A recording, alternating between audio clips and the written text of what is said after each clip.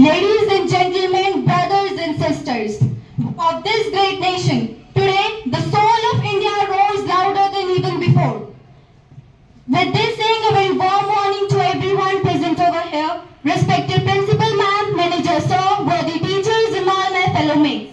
Today this is me Kanishka Bachwan from class 10th Lotus, standing before you all to express my views on a very trending topic, the ongoing war of India and Pakistan 2025. So, as we all know that whenever danger has knocked India's door, we have not only answered it, but we have broken it down. In 1965, when enemy tanks tried to cross our lands, Havaldar Abdul Hamid turned the battlefield into a graveyard of steel, destroying seven tanks with nothing but to the raw courage and a gun. In 1971, we rose in defense of justice, broke the chains of oppression and gave birth to a free Bangladesh.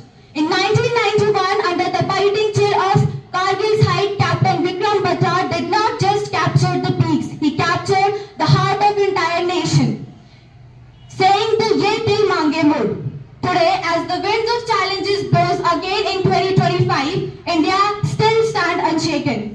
With Sindoor operation, our brave men and women in uniform had delivered a clear message. India will never be intimidated, India will never be pushed back.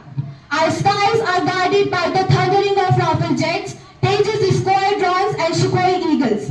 Our borders are protected by fearless battalions moving like a steel wall.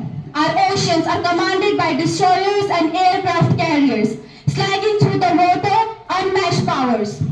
And let it be heard, whoever will threaten the India's sovereignty will face fire and fury like never before.